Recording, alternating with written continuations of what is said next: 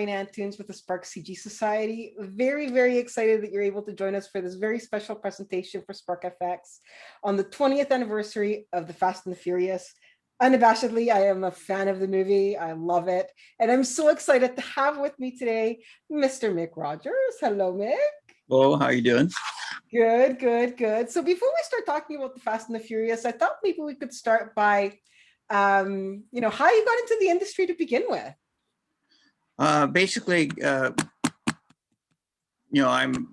highly dyslexic, and in 1971, when I was graduating out of high school, I mean, no one knew about this at the time, so I was able to do for my English class I could make a movie rather than writing something, which I was, okay, I'll do that. I don't know how to make a movie, but I'll try and make a movie. I got my dad's 8mm and we made a movie.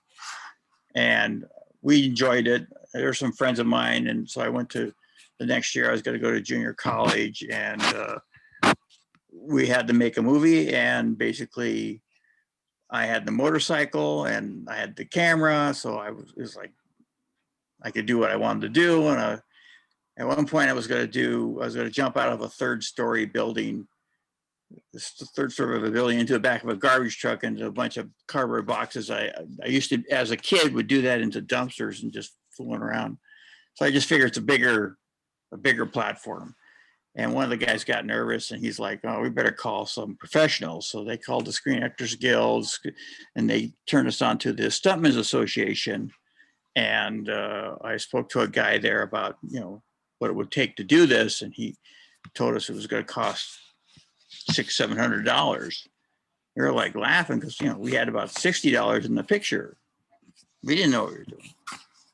And so he turned me on to a guy named Paul Stater, who was Lloyd Bridges' stunt double and coordinator for Sea Hunt.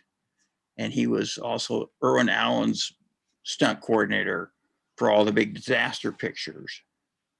And went down and met the guy in Santa Monica, and I didn't know where Hollywood was. I was from San Gabriel Valley, only 40 miles away, but like another planet.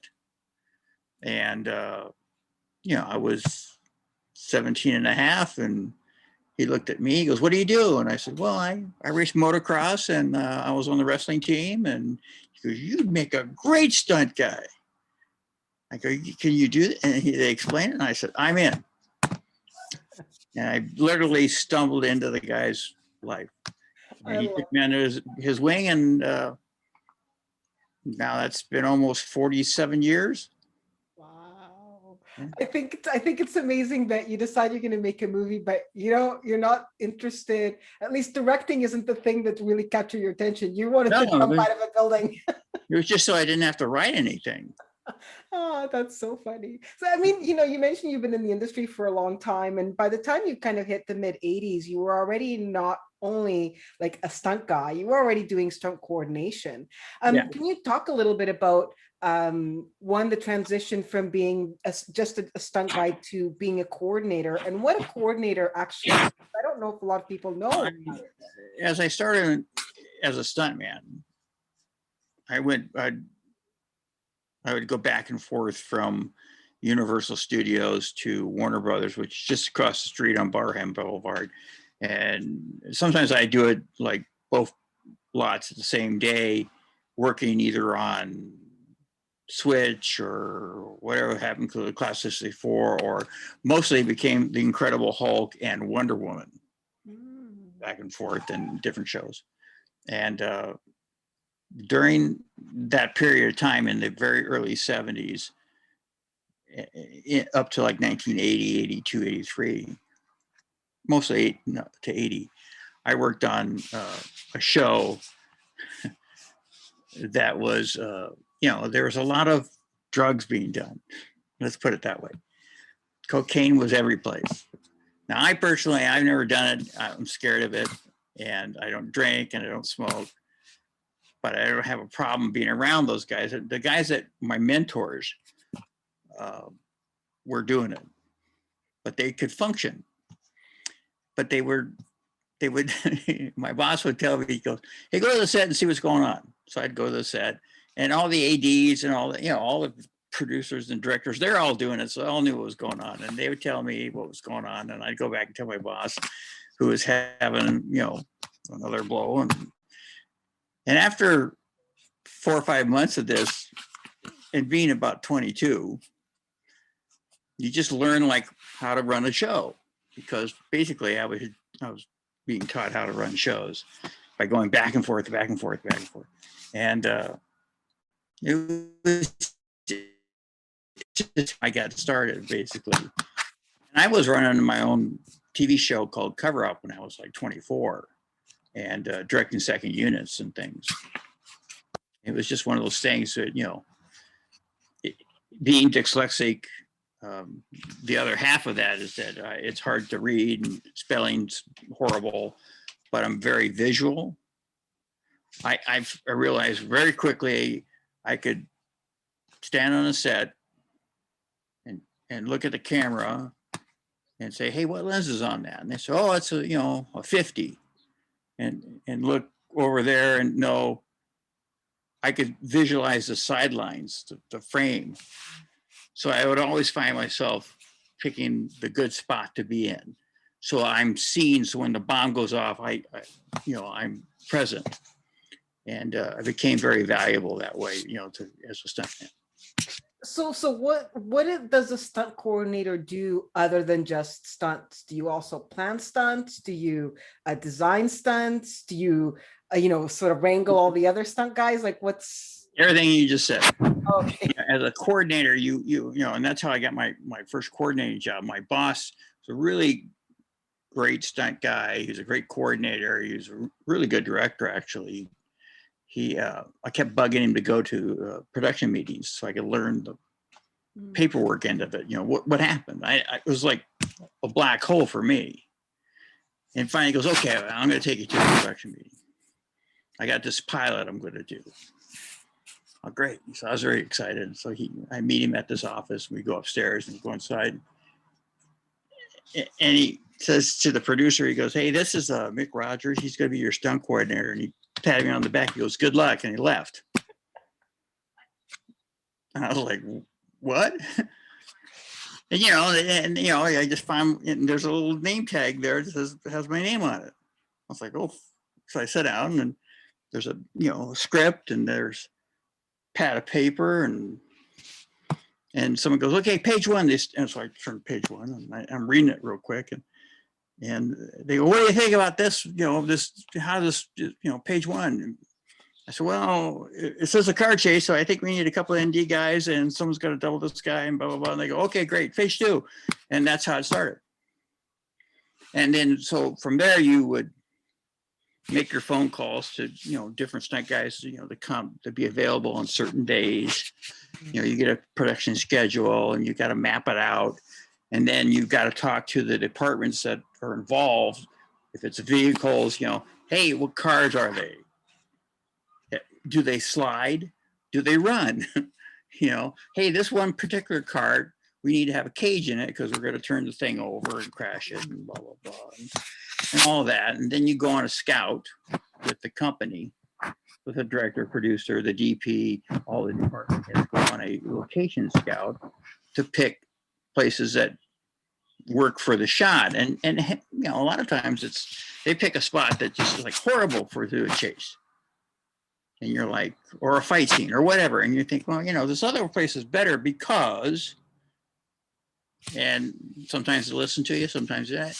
And then there's always like on a movie called Fled that I did for Kevin Hooks was the director. And we had to do this big bike chase, car chase outside of Atlanta.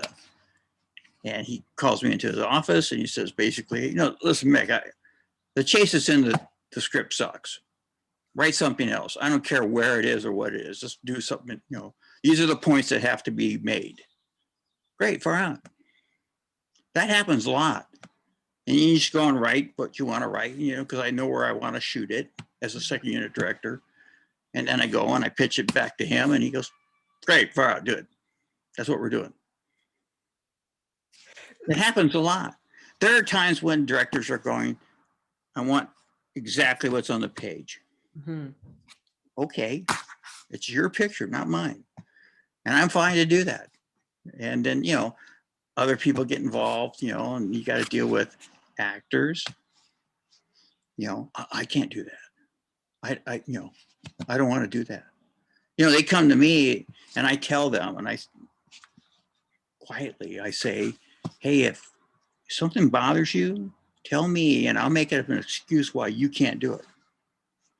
It'll never be that you're afraid. And so that's my little thing. And so people go and, hey man, I don't want to jump off this building.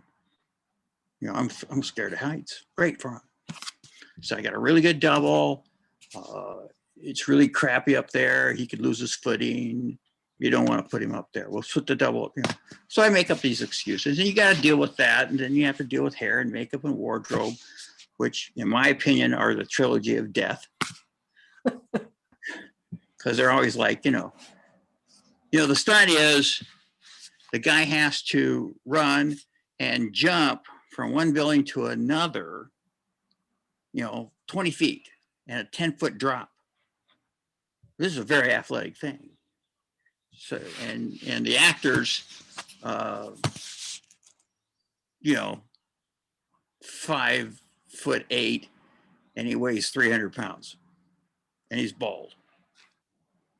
Okay, so first thing is you got to get someone who can make this leap.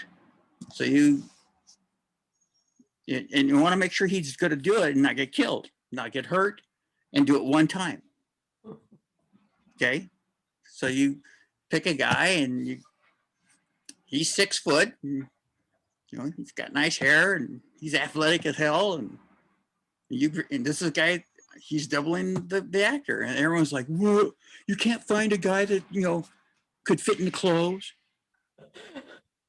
And I'm just like, I just like freak. I go, what?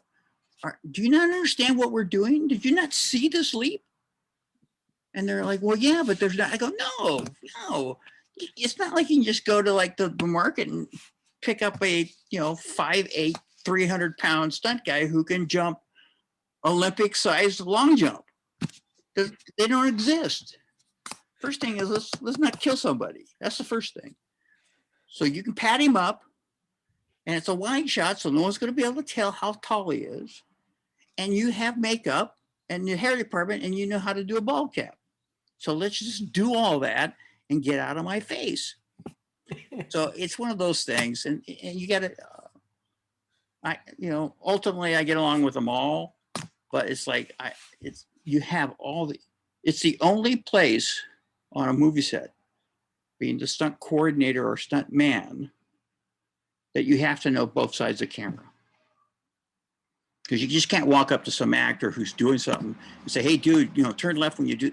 They're like, oh, my motivation, you got to be able to deal with them. So I'm curious, over the years you've worked on, like, the list, your credit list is crazy. Like, it would blow anybody's mind. So I'm curious about, we hit, 2001 it was. And, this movie Fast and the Furious is coming out. Obviously you started shooting before that.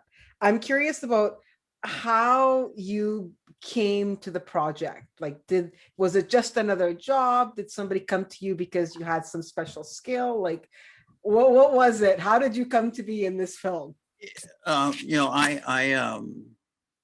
was introduced. I was as a stunt coordinator, a young stunt coordinator. I was probably 29 or so when we did the first Lethal Weapon. And I was introduced to Mel Gibson. So I became Mel Gibson's stunt double. I did all Lethal Weapons, Burn a Wire, blah, blah, blah, blah. Together for some 35 years. And in doing Burn a Wire, which is directed by John Badham, his producing partner was Rob Cohen. Rob was the producer who directed Fast and Furious. And I love Rob. He's a great guy, but he was a producer, and he wanted to direct second unit on Bird on a Wire. And it's a simple shot of a bike going down through an alley. It's like 4 shots, in my opinion. I mean, There's only 2-hour movies, so you can't like, and it turned into a week of work and $1 million. I said, this guy's got power because no one's stopping him. We had a lot of fun. It was great. Anyway, that's how I met Rob Cohen. And it's like when he got Fast and Furious, and he pitched this idea off of an article in some newspaper magazine, and he drove it. And now granted, he knows a lot of players in Hollywood because of his producing background.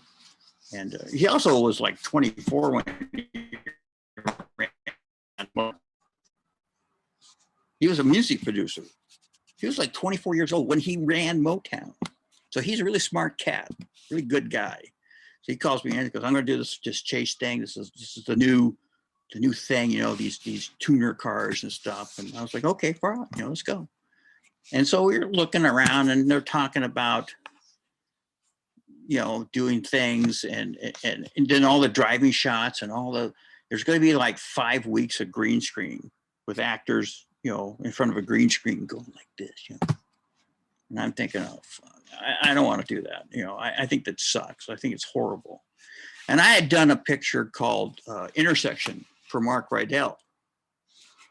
And we built what was called the swivel car. And it came to be when we were in the production meeting. I was, again, my special effects coordinator, really smart guy. I kind of look at him and I took the little plastic car. I was like, hey, can you build this? Could you put one car on top of another so it spins and shit? And he goes, yeah, I can do that. And so I pitched it right in the, you know, I didn't have any drawings. I just pitched it. Bardel goes, build it. We built the swivel car, which we eventually then used on Twister. All that stuff with them driving down the ditch with that's all swivel car. They never drove, none of them, right? So I'm thinking there's got to be a better way because it's kind of, it's a little too high and, you know, it's not, there's got to be a simpler way. And so I thought of the Mick rig. And I went to a model shop and I got a little van and I cut it in half and I built a Mick rig that was about 3 feet long. And I took it in, I pitched it at Doug Claiborne, the producer, and Rob Cohen. I said, if you let us build this, we can go and do all this chase stuff with all these cars, with all these actors, and they'll never have to drive and you won't be able to tell the difference. It'll be like Steve McQueen and Bullitt. And Rob was, let's do it. Let's do it. This is great. This would be fantastic. Doug Claiborne was like, well, you got to do me like a breakdown of how many shots you're going to save. You know, you got at least 10. I said, okay. I went back, I looked through the script. I came back, I gave him a breakdown of 55 shots. And I was being conservative. And he looked at this, he said, are you kidding me? I go, no. You can do all this. This entire chase here, underneath the car and stuff, underneath the truck, all that can be done live. He looked at Matt Sweeney, who was the special effects coordinator, who I met on Wrong is Right for Richard Brooks. And he built like my fire suit, which we used. Great stunt special effects coordinator. Brilliant. We call him the Mad Bomber because he got a beard and he looks like a homeless person, but he's brilliant. Brilliant machinist, fabricator, mind, great mind. He goes, yeah, I can build it. How much? $32,000. Doug's like, okay, that's a lot of money, but okay, go ahead. And I'm thinking that's nothing, you know, because he told me later, he goes, I expect you to say $100,000. And I thought it was going to be $100,000. So he goes, no, I can build it for like $32,000. So we went and found an old van and chopped it up, made the thing and did built the stuff. And I was there every day, like looking at things and making suggestions. But Sweeney's like, no, that's not strong enough. We got to do this, got to do that. So we're getting down to the wire and it's about 2 weeks out from filming. Doug's nervous. Now it's built. So we go to Whiteman Airport in the San Fernando Valley, and we're going to test it. I called Doug to come see it. Before I call him, I take it out there and I spin it the first time I come in and throw a big 180. And this is going to be the best thing in the world. Absolutely, I know I've done the right thing. And Sweeney's put on the side a little tag that says the Mick rig. He names it. That's where the name came from. I didn't name it. Man, Sweeney did this. I go, what's this? He goes, well, it's your idea. I go, yeah, but what if it sucks? I don't want my name on it if it sucks. It could be a disaster. He goes, no, it'd be great. Now we're sliding it around. We're doing shit. We're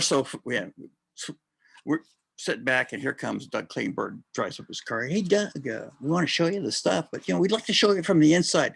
Would you ride like you're driving? We got the little video cameras and stuff mounted on the hood and everything. And he goes, okay. And I take him for a ride. I mean, I throw 180s or reverse 180s, and I do slides. I'm just hauling ass.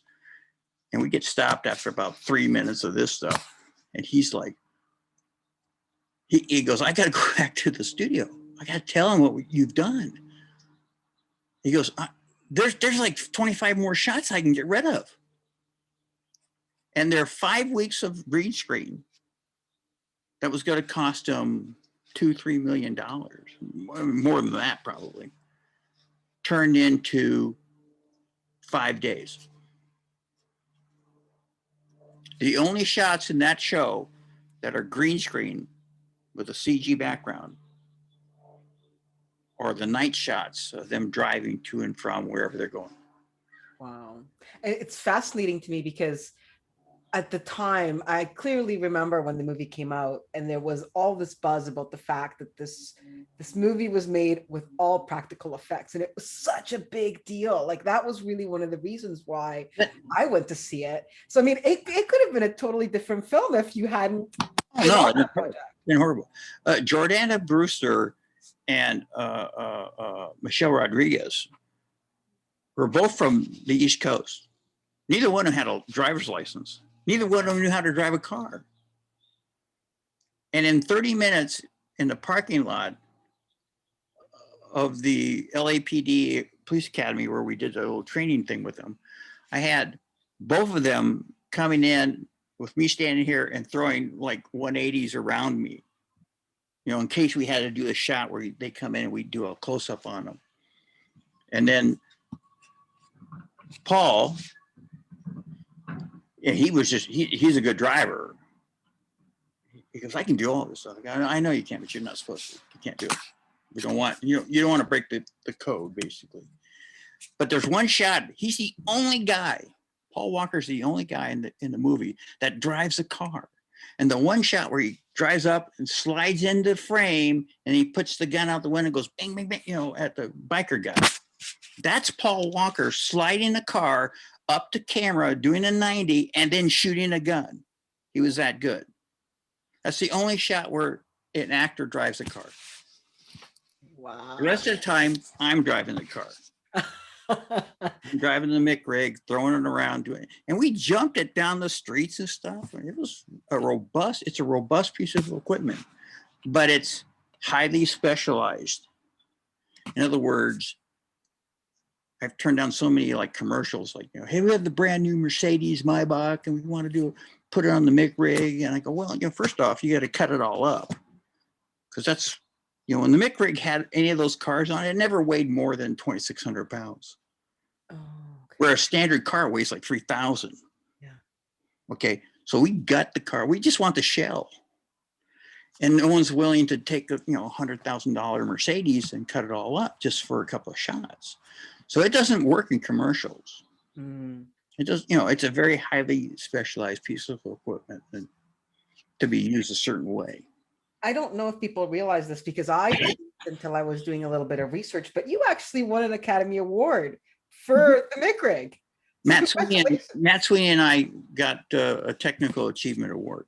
Yeah, that's, I mean, and you know, talking just continually a little bit with the mic rig, it's something which is still used today, but it looks like it's changed. This design of it has changed a little bit. Like the mechanics seem the same, but in the new shot, the new behind the scenes that I see, it looks a little bit different. Has it changed a lot in design? It hasn't worked on any of the Fast and Furiouses except for the first one, Mm, and maybe I'm not sure if they ever used it on the 4.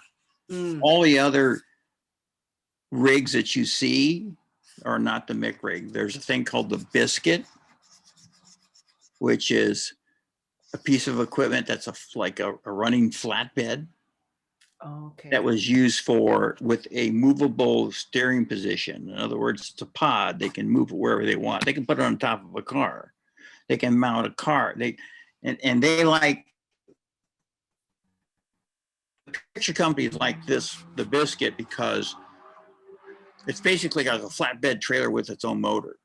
Mm. So you can drive a car onto it, take the wheels off and sink it down a couple more inches, but it's still too high. Whereas the mic rig, if from the ground up to the door frame is 27 inches, we just mount the body at 27 inches and that's it. It's perfect. It's perfect. So Yeah. let's talk a little bit about some of the shots in the film, because one of the things that I find really interesting is like Rob wanted to like he wanted to be authentic. So I mean it makes sense that the entire thing is practically practical effects. But I mean they did a lot of research into the cars and the vehicles and what they would have and what kind of cards they needed to use. Did that cause any special challenges for you? All of these, maybe not limitations, but the fact that it was so specific? No, because you know when it comes down to like stunt cars, okay, there's principal cars, like the 4 cars that they drive, and they pull up to the little store, the bodega. Those are the principal cars. Those cars were rented from the real guys. Then with our motif or logos. And a lot of those logos were designed by Troy Lee of Troy Lee Design Helmets, who's a personal friend of mine. He did some designs for us and they basically used them. Anyway, then there are the stunt cars, which are the doubles for those cars, which are in the vernacular that we like to use, they're POSs, pieces of shit. They're just crap. I mean, no one spends any money on them. They just got to look nice because we're going to jump them down streets. We're going to beat the crap out of them. No one wants to take a tuner car that's at the time of the movie is worth $60,000, which would be like, you know, $100,000 car now, and go beat the crap out of it and possibly wreck it, you know, because I have stunt guys that I have driving, but, you know, they might miss a turn and go into the curb or what, you know, it happens. It didn't happen on, not on our show, but it happens. You have to take that, you have to be ready for that. So you have stunt cars, you know, just like you have actors, you have doubles. And if you have principal cars, you have a double car. And the stunt car, it just got to look nice and get from A to B. Like in the final drag race, the Challenger is, there's like the real Challenger, which is a really nice kind of, you know, it looks really nice, but it wasn't a very good car. It wasn't, the motor sticking out of it, that's plastic. It didn't have a blower. I'm sorry, it just didn't. It was just a, you know, like a 350 or so, you know, it was just a junk motor that get down the street. And so when he goes to do the drag race and it burns the wheels and does a wheelie, that's a third car besides the stunt car, which was used later, you know, in the actual drag race. That's a third car that Sweeney built that had a wheelie mechanism, so it would wheelie it. So there was like a kicker that, you know, when it hydraulically lift the front end and pump smoke out the back end as if the wheels were spinning, because we just, you know, it takes 700 horsepower to spin wheels like that. And then you've got a car that's, you know, probably, you just want it to look nice. Then there's a fourth Challenger, and that's the turnover car, the one we crashed into the truck. That has a cage, and it's a POS, and all it has to do is go 70 miles an hour, and we were going 70 when we hit the pipe ramp. And the truck is a beater. It doesn't exist. It was a frame that we put body work on because we built the pipe ramp into it. It didn't run, you know, so. And then there's, you know, all those other cars, you know, had doubles cars and stuff like that. It's all movie magic. It's all magic. Just has to look right. It has to look right. So, I mean, you know, you've already touched on some of the really like memorable scenes, but was there one or two scenes that were, you saw them on the page and you thought, well, how am I going to do this? Or this is going to be particularly difficult. Was there anything specific was there one scene that was harder to shoot than anything else? No, well, I mean, the drag race at the end was, it said they had a drag race. And that there was a near miss with a train. And then he hit a car. He crashes and he loses control. That's what it said. I said, nah, that's, you know, Rob, I could have a pick, you know, like a diesel truck pulling out, and he hits it because he's looking at the wrong way. That's where the diesel truck came. I just pitched it, and Rob's like, go ahead and do it. You know, by the time we got to that was towards the end of the picture. He had so much faith in me and the Mic rig and the stunt department that he basically is like, whatever you want to do. You know, at one point they were like, you know, the Civic goes underneath the truck. Actually, the Civic wasn't supposed to go under the truck in the script. It was supposed to go around the back of it. And I was like, well, we'll just drive underneath it. Everyone's like, how? I said, well, you know, tractor, you know, tractor pulls the trailer. The trailer has landing gear and stuff. It's like, you can take all that shit off. Like all that junk that's underneath the trailer, you just take it off. You just disconnect it. The wheels on the trailer are slide depending on the load. So we just put it all the way back, get out of this room. And then we'll just, we'll just jack it up like 6 feet, 6 inches. And if you notice, look at the trailers, there's what's called horsehide. It's like a little skirt on the bottom of it. So when it was like 6 inches long. So when we brush it, you think, oh, they hit the trailer. It's, no, you know, and we lowered the car as much as we could. And then I had Debbie Evans driving it on the hijack portion. And Debbie, you should do a story on her. I mean, you know, she's probably the best car person, bike person, all around in the business at the time. Women, men, it didn't matter. I don't care who you were or what you were. Debbie Evans was the best there was. So when I told her she was going to do this, and I took her to the show the truck and the car, and she's like, I can't wait. One time, just did it once. That's one take. And she just like, we're doing like 60 miles an hour. She just went like that. It was like, she made the shot. Wow. You know, the thing that no one understands, so that's easier to do actually than Chris Tuck, who drove the car underneath the truck in the beginning and at the night sequence and had to stay there. Oh. Because he was going down an alleyway that there were Caterpillar tractors on either side. You couldn't, but you know, we do things like in front of the wheels of the trailer, we built like a pusher, like a barricade. So if he could just get off the pedal and get pushed and never get into the wheels. So he had a lot of safety built into it, but it was like for a moment, it's like, you know, that was the thing. That was a weird shot. You know. Can you talk a little bit about one of the scenes one of the shots that always comes up in conversation, maybe because it seems like such a daunting thing, is that what do they call it? The race wars scene out at the airport. Oh yeah. Yeah, we were down the street, and you know, the biggest challenge there was all the real tuner car guys that were working background. They had 150 cars lining the street and stuff. And at a point, the cops come. Now, this is 150 guys and women with their cars, with their personal cars that they're their pride and joy, but they want to show off. And you got to get them to do what you need them to do. Now, how do you make 150 people disappear off of the street in 15 seconds? So I had to draw a map. I had to have a meeting, had to line everybody up.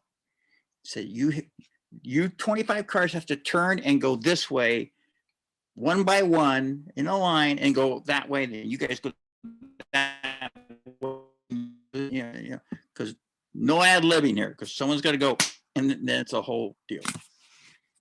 And and these are kids. These are kids, and half of them just, and most of them are guys, and they're like, yeah, I can drive. And you're like, oh God, please, just stunt guys can drive, but they also will drive where you want them to drive because that's their job. They understand, but it's like, 4 nights of that, and it's a party, and no matter what you do to try and make them professional, they're just not your guys, And when you finally get their attention, and I gotta tell you, when we called action on that shot with like 10 cameras, I just backed up and was like this, waiting for it just waiting. And it happened. No one hit anybody. And the street was 150 cars are gone in 20 seconds, like 20 seconds. Gone. Rob Cohen looked at me and I looked at him. I went like, yeah, see, inside I was going, oh, thank God, thank God. She's like, that's fantastic, man. I go, well, that's what you wanted. Did you only do one take of that? No, we ended up doing it like 3 or 4 times. It's the movies, once something works great, people get greedy. Hey, let's move the cameras. Let's get another shot. I'm like, I kept telling Rob, someone's gonna crash if we do this again. And we did it like 3 times, I think. Did you have any like, I don't want to say accidents, but were there any accidents? Or you can say the A word. Okay. Did no. Anything not work the way it was supposed to? No. In all of my career, I take that back. Fast and Furious, one thing happened that was not planned. That was bad. The shot I told you about where Paul Walker shoots the gun, slides the car. He's shooting at a biker guy that, does a lay down across the street. And my buddy, Mic Rodgers, who was an professional motocross racer, he did the lay down. I said, you just got to be this, put it down here and go about 3 lanes over, and then that's the end of it, and pitch the thing away and just roll on the ground. Okay. Well, Mike always wants to make a good shot, and he came in a little hot. He slid across 4 lanes of traffic and bashed himself into the curb, his knee on the curb. And just the way it hit, he ended up breaking his femur. So he's other than that, I had about 35 stitches on Braveheart in all my career. Wow, that's impressive. Now, that doesn't count me, like in all my lethal weapons and all that stuff. I have a rule that if you don't spend a night in the hospital, then you're not hurt. So I've been knocked out a few times, but I never spent a night in the hospital. So can we talk a little bit about the second unit directing that you do? And you've talked a little bit about how once people sort of realize that what you're doing, they kind of leave you alone to do your own thing. I'm curious if there was anything in Fast and the Furious where, you've already touched on a couple, but if there was anything else where there was something that perhaps somebody else was going to shoot, and they're like, no, I think Mick could do this. Well, no, I mean, well, Rob knew me from other shows, and they'd seen my work, and so it's like when you go to a show like that, like Fast and Furious, and we want to do the day hijacking scene where the kids hung on the side of the car and all that stuff. All the ins and outs and all the pieces of that.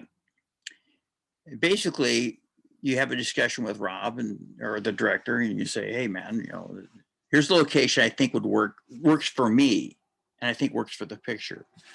So we're in Hemet, California, and it's a 2-lane divided highway that not used very much, but we have 7 miles of it that we can own. And he's like, why do you want to go there? And I go, well, so we can get to 60 miles an hour. If you're going 60 miles an hour in 3 minutes, you've covered half of that ground. Then we got to get stopped. Then we got to get turned, so you don't want to do it on some city street that you only have 10 blocks. It's not exciting. He goes, okay, I get it. And then you have a discussion. This is the plan. And it's written out how I think it's going to go according to the script. But it's like I write my own deal, like and I do my own storyboards. There's kind of stick figures, but Rob gets it. He looks at it, goes, "What about this or that?" And I go, "Okay, great, Rob. Okay, I like this a lot. Great, we'll keep that. And we just work it out." So. And then when you go there on the day, because you're there a week trying to shoot the scene, so he can just come in and do the coverage, which is the actors and Paul Walker, surfing on the side of the car, getting ready to jump. And we've already done the jump, but he's got to, that's on the mic rig too. And what you don't see is that I have an outboard platform and he's cabled onto the car. I'm laying on this thing below the frame, ready to kind of catch if he falls forward, and so he doesn't put a hand down the pavement or something. But you get all this stuff worked out, and pretty much you're left to your own devices. If something comes up during the shoot, I just shoot what I think is right. And you don't have to call in every day and say, hey Rob, I shot it with a 45. I know we talked about a 50. It's not like that at all. You just go and do your deal. And then he looks at all the footage and he goes, oh, that's great. That's great. That's great. That's great. That's great. Now, where do you think and then you just get him started on his end of it, with the mic rig running next to the truck, and just back up and let him do his thing, man. Did you ever think that when you sign on to the movie, you're making this film, it's done, you watch it, did you ever think that it would get the reaction that it got and that it would launch what it's launched? No, I read the script. I was like, who gives a crap about these cars? I had, I'm from, I grew up from, in high school from like 1967 to like 1970. I'm a muscle car guy. Anything past 1968 is crap. As the car goes, I was stunned. I was stunned that it did as well as it did. We shot the whole movie for like $35 million all in. It made Universal hundreds of millions of dollars. It launched the franchise. Oh yeah, a $5 billion franchise. I interviewed to direct Tokyo Drift as a director. I have a very soft spot for that movie. I watch it probably more than I should. It would have been better if I directed it. I fully agree. But I'm convinced it would have. I'm curious that, the mic rig clearly changed the way that you shoot car scenes, really. And has that changed the way that like filmmakers approach those types of scenes now, that instead of shooting them on a green screen, they'll use something like that instead? No. I mean, it changed how you can shoot a car chase scene, right? it spawned a small cottage industry of similar vehicles. Like I say, the Biscuit is one, but that was built for Seabiscuit. They put a fake horse on it so they could run around. But it got adopted into cars because it's simpler, it's cheaper for the car, for the producer to put the car on it than it is a mick rig, because like I say, it's highly specialized. There was a guy that built a thing, he called it the Go-Mobile. It was like a front wheel drive. It was okay until like the wheels actually fell off of it during a shot and no one ever wanted to use it again. Yeah, it's like I say, to me, the holy grail of car chases is Bullet. I don't care what anybody says. The 7-Up. Like, you guys don't get it. You don't get it. Roy Scheider never drove the car. With Bullet is the benchmark. Always has been, always will be. I mean, is Grand Prix? John Frankenheimer's Grand Prix. There's a shot. There's a shot of James Garner driving a Formula One car going 180 miles an hour, and the camera pans off of him and pans forward. And I was like, I work for Frankenheimer. I go, how'd you do that? And he goes, oh, it's so simple. I go, what do you mean? He goes, they put a camera and they had like basically Garner pulls a pin that lets the thing, a ratchet and a spring go like that. There's a reason why the one guy in Grand Prix always has a balaclava, because he couldn't drive, so that's his double. Oh my God! This insider car stuff is awesome. Oh yeah, no, I mean I worked for Frankenheimer. I thought he was great, but it's like the mistake with any of it is, and I use my mom, she's 94 now, as a test. I'll show her footage. I go, what do you think of this footage? She goes, oh, it's very exciting, I go, she can definitely drive. She's looking at Jordana Brewster, or she goes, she can definitely drive a car. I go, yeah. She doesn't know. If you got the frame right here, here's her little frame, right? And all of a sudden the camera, and the car's going 70 miles an hour, and the camera slides over here and does this. She goes, something, I'm not sure, but that doesn't look right. Because nobody's going to put a camera guy on a car and have him do a dolly move. If you go look at Bullet, everything's static. It's either a hood mount, or it's a side mount, or it's a handheld down on the wheel well looking up at it. The minute anyone starts and that's the thing, Rob started to do it where he wanted to slide the camera on the mic rig. I go, don't do it. Because you just take away the illusion that she's driving. And that's where the movie magic happens. Well, that's my opinion. And then you go and look at other films, and they're all, and somebody wants to do it but they want to push the camera through the car, out the windshield, and turn it around. And so it's got to be CG, which is fine. I dig all that, but it's like, it just takes you out of it. There's nothing visceral about that type of shot. It's not real, because my mom doesn't know what it is, but she knows it's not real. Yeah, sometimes less is more. Well, for that. But it's like, but then there's the cappuccino mindset. You know what that is? Towards the end of the picture, there's a lot of people that just want to sit in the dark room with a cappuccino and not have to worry about it. I'm sorry, but that's the truth. It's like, well, why should I go out to Hemet? And I admire Rob Cohen for this, because he was willing to do this, put himself, you think, well, it's just going, just drive out there and it's no big deal. Well, it is a big deal, because I got a seat for Rob to sit backwards while I'm driving. I'm going 70, 80 miles an hour sometimes, sliding this thing around, and he's sitting there backwards looking at the monitor, and he can look at his actors, and he's working. And at the end of the day, he's wore out.